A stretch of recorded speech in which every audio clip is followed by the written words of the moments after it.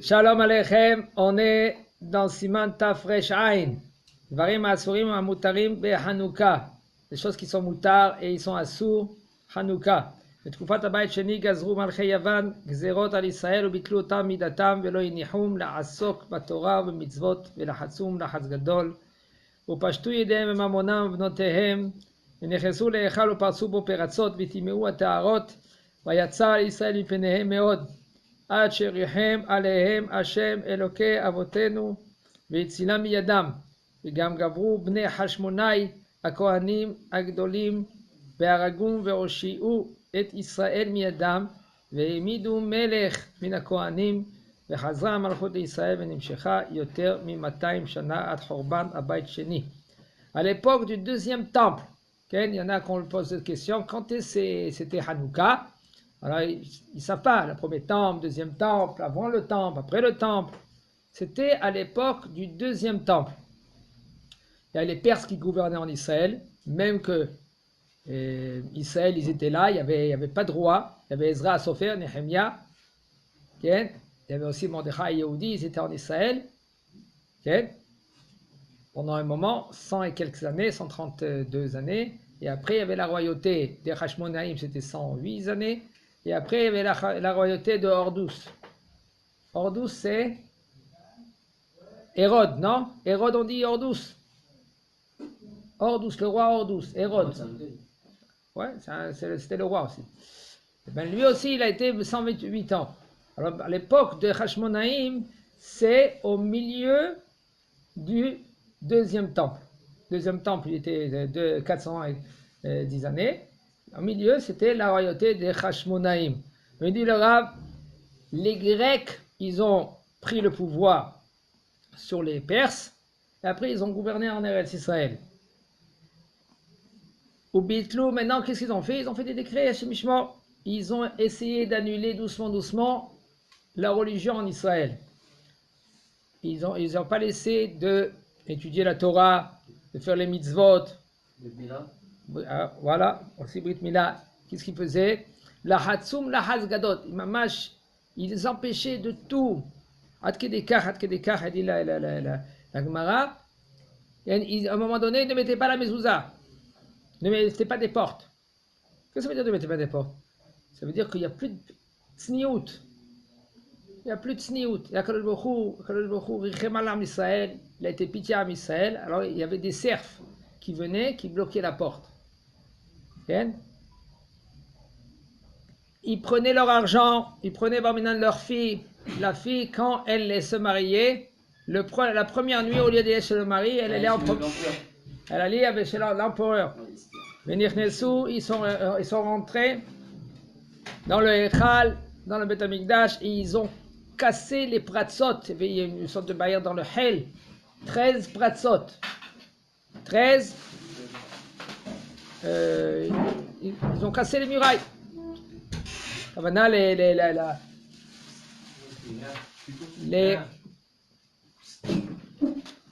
barrières. Les Timéo à Taharot. Et ils ont rendu tamé les Taharot.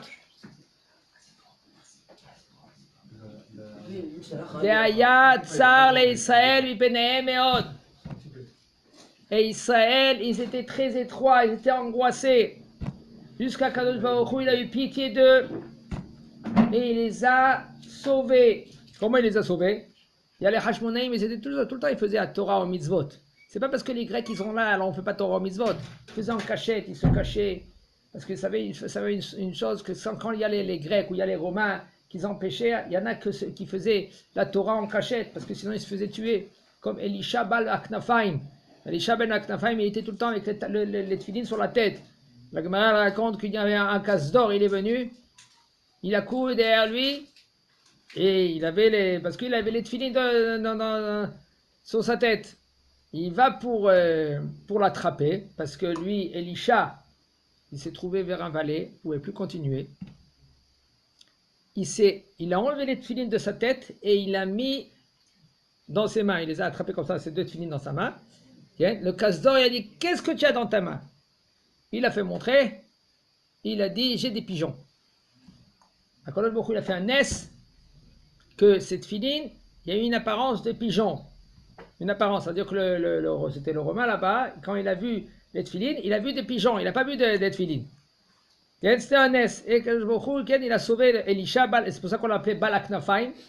Elisha Balaknafaim, celui-là qui a les ailes, parce que lui, il a eu un Nes, parce qu'il a fait Messirut Nefesh, il s'est donné corps et âme. Amisaï se donné corps et âme. Ils sont venus, les Hashmonaïm, c'était combien Hashmonaïm? C'était 5. 13 en tout, et après il y avait 3000 soldats, c'est tout. Et les Grecs, c'était des milliers. 300 000. 3000. Non, les Grecs. Oui, maintenant on parle d'Israël, c'est 3000. Et comment c'est possible? Il y a des Mefarshim, des Parchanim, comment ils gagnaient la guerre? C'était pas quelque chose de normal. Quand il est venu Yehuda, on croit que Yehuda, quand on va dessiner Yehuda avec un muscle, comme comment il s'appelle, Hercule. Comment il est musclé, là, voilà. Yehuda est comme ça, c'est pas vrai. Yehuda n'était pas muscleux. Yehuda était normal. Il dit, un des Mefarshim, il dit son épée, il allait à droite, à gauche, seul, comme seul. Lui, il faisait rien qu'avec sa main comme ça, et puis ça partait. À Kedekar, il y avait Begera. Begera, c'est un des généraux des Grecs, sur la montagne. Yehuda, il a foncé tous ses soldats, il est arrivé derrière lui, il a coupé sa tête, il a pris après son épée de Begera, et tout le temps, toutes ces guerres qu'il a fait, Yehuda, il était avec son épée. Quand Kadosh Baruch Hu leur a donné une siyata d'Ishmaya, une aide de ciel, c'est pas que parce que nous on a l'armée, alors c'est bon, on gagne les guerres. C'est Kadosh Baruch Hu, c'est lui, Hashem ilachem lachem atem tacharishun. On peut pas s'imaginer, il y a plein des histoires, le Nach il raconte comment la guerre, qui c'est qui fait, c'est Kadosh Baruch Hu, c'est pas nous. Donc le problème il est que nous on croit que c'est nous qu'on fait. C'est des fois une petite erreur de rien du tout, que tout ça se renverse. Mais pourquoi? Parce que Kadosh Baruch Hu dit, tu veux te faire montrer ta force, c'est pas moi. Ken, je suis pas là. Hashem Ishmor, Kadosh Baruch Hu se retire. Hashem ilachem lachem atem tacharishun. Kadosh Baruch Hu c'est lui qui fait la guerre, même que nous on sort à la guerre. Ve'oshiu Kadosh Baruch Hu Israël miyadam ve'emidu melech. Maintenant, qu'est-ce qu'ils ont fait les Hashmonaïm? Ils ont mis un roi parmi eux. Qui c'est le premier roi? Matityahu, c'était le premier roi. Ve'chazra amalchut, et Israël, elle a repris la royauté. Et combien de temps? Pendant 200 ans en tout. Parce que eux, les Hashmonaïm, ils étaient 108 ans et après c'était Hordous. La première Hordous, le deuxième Hordous, et Agrippa, ce dernier roi. Agrippa, c'était le dernier roi, oui. La descendance de Hordous. Chez Gavrou, quand. Nachon, Hordous, c'était. L'histoire raconte la Gemara dans Baba Batra Davdalet qui c'était Hordous. Hordous, ils disent que son père il était de Édom et sa mère c'était un non-juif. Ils disent que lui c'était un des esclaves d'Hashmonaïm et il a entendu une voix. Il a entendu une voix. Celui-là qui les gouverne sous son maître, qui prend le pouvoir sous son maître, il va gouverner. Et le même moment quand il a entendu cette voix, il a dit, il n'y a personne qui l'a entendu, rien que moi qui a entendu, il a tué. Alors maintenant, d'après les Mefarshim, c'est. Il a dit quoi là? Il a dit celui-là qui maintenant il prend le pouvoir sous son maître, c'est lui qui va gouverner. Comme ça, Comme ça. Et lui il a compris. Et lui maintenant, lui c'était le Eved de Hashmonaïm. C'est l'esclave de Hashmonaïm. Et lui il a tué un des Hashmonaïm. Yossifoun. Yossifoun, c'est un historien juif qu'il était chez les Romains. En premier, c'est un Cohen, ils disent que c'est un Cohen. Lui, il a écrit Yossifoun Aleph et Yossifoun Bet. C'est un historien qui lui, il raconte toutes les histoires. Il raconte maintenant comment ça s'est passé, comment Hordous, lui, il a gouverné. Comment lui, il a commencé à tuer tous les Hashmonaïm. En fin de compte, comme ça dit la Gemara, il y a une fille des Hashmonaïm. Lui, il voulait se marier avec une fille. Elle s'appelait Myriam, des Hashmonaïm. Et après, il ne s'est pas marié avec elle. Pourquoi il voulait se marier avec elle? Pour avoir, soi-disant, que lui, c'est le roi Mitzad Zera, de sa descendance. Il avait 2 enfants. Son fils, que lui, d'une autre femme, et pas des Hashmonaïm, qui s'appelait le premier Agrippas. Lui, qu'est-ce qu'il a fait? Il a voulu tuer Hordous, comme ça il raconte Yossifoun. Et en fin de compte, À cause de lui, il a tué, Ordus, il a tué ses 2 enfants qui venaient de la descendance des Hashmonaïm. Amen. Etc., etc. Celui qui veut voir Yossifoun, celui qui veut voir les Mefarshim, il y en a des marloquettes dans cela, comment comprendre qu'est-ce qui s'est passé exactement. Mais tous ils disent que lui, c'est un esclave. C'était pas un juif. Et lui, il se déguisait comme il se mélangeait parmi le peuple pour voir vraiment qui c'est quelqu'un qui est contre le roi. Et s'il trouvait ce bonhomme, eh ben, il le tuait. Comme la Gemara dans Baba Batra d'Avdalet. Il est venu hors douce, en cachette, vers Baba Ben Bouta. Baba Ben Bouta, il a crevé les yeux, il a tué tous les Chachamim hors douce. Et il est venu vers lui, il a dit, t'as vu cet esclave-là, qu'est-ce qu'il a fait? Il a dit, oui, on ne peut rien faire. Et il a commencé à parler avec lui. Alors maudis-le. Il a dit, on ne peut pas le maudire. On n'a pas le droit de maudire. Parce que c'est écrit, Melech lo tekalel. On n'a pas le droit de haïr de maudire un roi. Alors il a dit, c'est entre toi et moi, personne ne le voit. Il a dit, non, va off yolichet akol. Qui c'est qui peut prendre la voix après? C'est un oiseau, il peut prendre cette voix-là. Après, tout de suite, il va comprendre Ordous et après, il peut le tuer. On n'a pas le droit. Alors maintenant, quand lui, Ordous, il a dit, si je savais que les Chachamim, ils sont très vigilants, ils sont très Chacham, il n'aurait pas tué les Chachamim. Il a demandé, Matakante, quel est sa takana? Takana, ça veut dire comment il peut réparer toute la faute qu'il a fait? Il a dit, lui, alors Rabbi Baba Ben Bouta, il a répondu, il a dit, lui, il a éteint la lumière du monde. Les Chachamim, c'est la lumière du monde. Lui, il doit éclairer la lumière du monde. Qu'est-ce que c'est? Le deuxième temple, il a reconstruit. Il était déjà construit, mais il le détruisait, il le cassait pour reconstruire.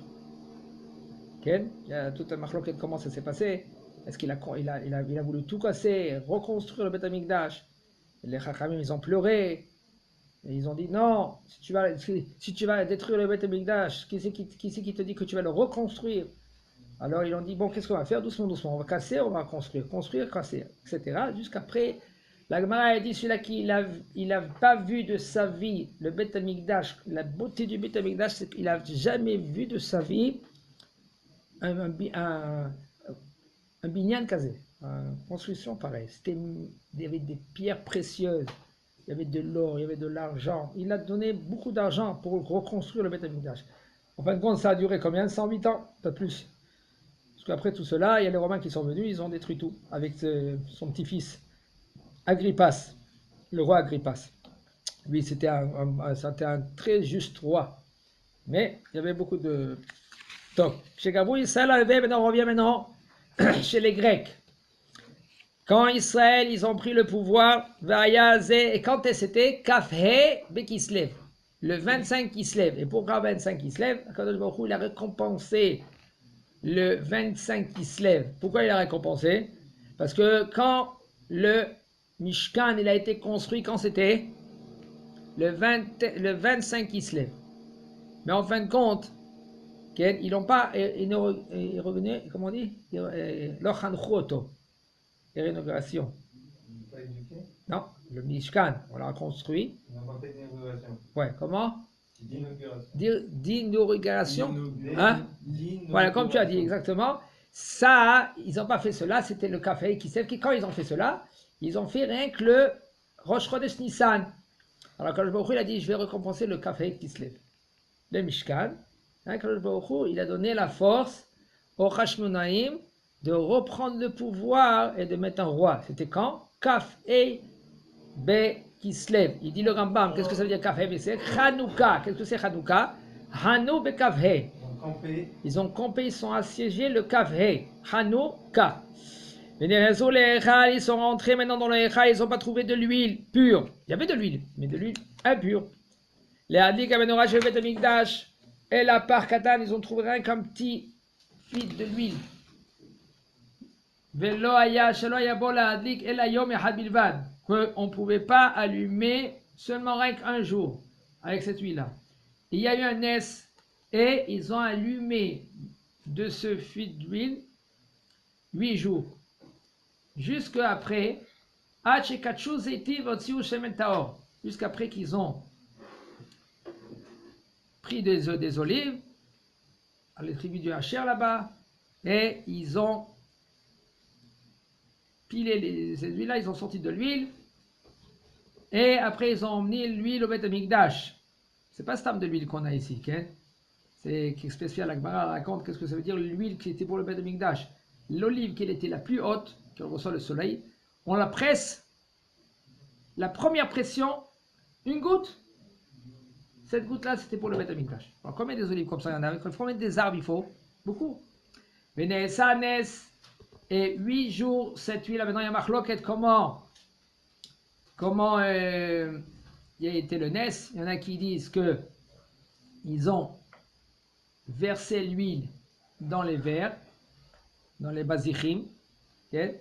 Et il y avait tous les matins, ils venaient, ils voyaient que la bougie, elle était allumée, elle éclairait. Il y en a qui veulent dire que non, ils versaient un tout petit peu, tous les jours. Ils ont divisé l'huile 8 jours. Le temps qu'il y allait aux tribus de Hacher, c'est au nord, 4 jours aller, 4 jours retour, pour allumer les bougies. ומפני זה התקינו רבותינו שבדור ההוא שהיו 8 ימים אלו החל מכף יום כ"ה בכסלו ועלה ימי שמחה. Et Chachamim, ils ont vu l'année d'après que la lumière encore de Hanouka elle est là. Qu'est-ce qu'ils ont fait? Ils ont institué tous les jours, tous les kafé qui se lèvent, que c'est Yom Hanouka Simcha ve Halel. C'est pas comme Purim la Simcha. C'est une Simcha de lumière de la Torah. Et le Halel, remercier le Nes, publier le Nes. Quand on allume les bougies de Hanouka, c'est pourquoi? C'est pour publier le Nes. ומדליקים בהם נרות בכל לילה משמונת הלילות לפרסם הנס ולגלותו. Et tous les nuits, on allume les bougies pour publier le Nes, le miracle. בימים אלו נקראים חנוכה. Et ces jours-là, c'est des jours qu'est Hanouka. Et tout cela, il nous dit le Rav, כל זה הוא לשון הרמב"ם, דסברלה שנס הניצחון יסתיים ביום כ"ה כסלו. D'après le Rambam, il dit quand est-ce qu'on a gagné la guerre, hein? C'est le café qui se lève. Le Katav a pris Khadash, c'est Nikra Hanouka, Hashem Shechanou, comme on a dit, Hanouka, c'est Chanou Bekafé qui se lève, Atam Shetiknu Shmonat Yamim, Velo Tisha, Mishum Sfeka Deyoma, Vechoule, Vechoule. נוהגות הנשים שלא לעשות מלאכה כגון תפירה וסריגה. Le minhag des femmes de ne pas faire des travaux, comme par exemple, okay, de coudre ou de faire des pilovers par exemple. Pendant les 8 jours. Et quand? Des hot shanerot à Hanouka dolkot. Tant que les bougies de Hanouka ils sont allumées. Tu vas toi? Je dois aller chercher un avocat. Viens ici, je vais te donner un avocat, viens. Non mais vraiment, j'ai rendez-vous. Je vais te donner un avocat. J'ai rendez-vous. Au revoir. Je peux te faire régler, viens. Ah ouais? J'ai un avocat. כן. Je plaisante pas, c'est pas. והטעם הוא משום, ידי בעוד שנרות שבבית דולקות, tant que les bougies sont allumées, במשך חצי שעה מהדלקתם, pendant la demi-heure. והטעם הוא משום היכר להודיע שאסור להשתמש לאור הנרות החנוכה. Et tout cela pourquoi pendant la demi-heure? La demi-heure elle est pour que les femmes, eux, ils ne travaillent pas pendant ces demi-heures, ils ne cousent pas, ils ne tricotent pas, pour faire un équerre, pour que les gens ils voient que là, on n'a pas le droit de faire un travail tant que la bougie elle est allumée. Pourquoi? Pour ne pas profiter de la bougie. Mais c'est pas maintenant que, on verra maintenant.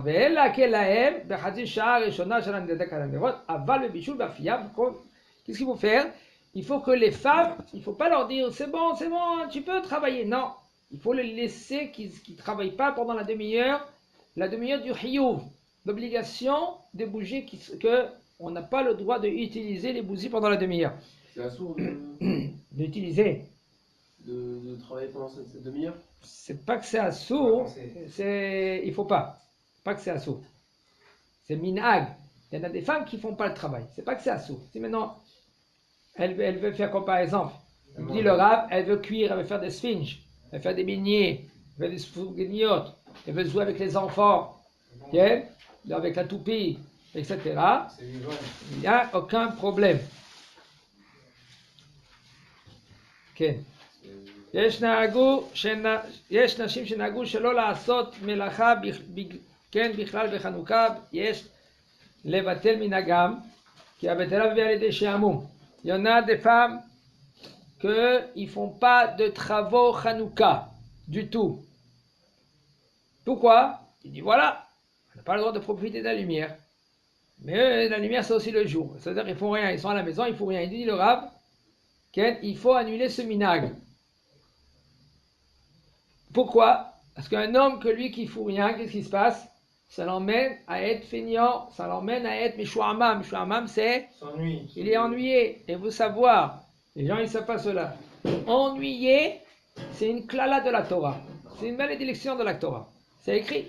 C'est un charmant Des Avera. Et le fait qu'il est ennuyé, ça emmène la Avera. Il ne fout rien, il ne fait rien, il n'est pas occupé, il va faire des bêtises. Et on fait un tour, on fait 10 tours, etc. Par contre, qu'est-ce que oui, il faut éviter que la femme elle fait des ménages, des gros Pessah. Elle veut faire Pessah chez elle à la maison, parce qu'elle est à la maison, Hanouka, il n'y a pas l'école par exemple, alors on fait Pessah. Non, ça il faut éviter. Comme Tviya avec Vissa, aujourd'hui il y a la machine, tout de suite tu mets dans la machine, il n'y a aucun problème. Mais de travailler dur et sec pendant le Hanouka, il faut éviter. À Kol Panim, au moins le premier jour et le 8e jour, là il faut éviter pour les femmes. Mais les hommes, ils travaillent, il n'y a aucun problème. Okay? נכון ללמוד הלכות חנוכה בחנוכה כדי לדעת פרטי ההלכות. C'est conseillé d'étudier les halachot de Hanouka. Hanouka, parce qu'il y a beaucoup de détails dans Hanouka. Il y en a qu'ils allument les Hanoukiya et, excusez-moi, ils n'ont pas allumé la Hanoukiya. Un petit exemple, si un homme lui il allume les bougies, qu'il n'y a pas une demi-heure, c'est bracha levatala. Même que Adlaka osa mitzvah, quand on allume, c'est ça la mitzvah, mais il faut qu'elle dure une demi-heure. Si ça ne va pas durer une demi-heure, tu n'as pas le droit de faire la bracha. Il faut que la bougie, maintenant les petits bougies en couleur là qu'on a, puisque ce n'est pas une demi-heure, alors c'est bracha levatala. C'est pour cela il faut bien écouter les halachot.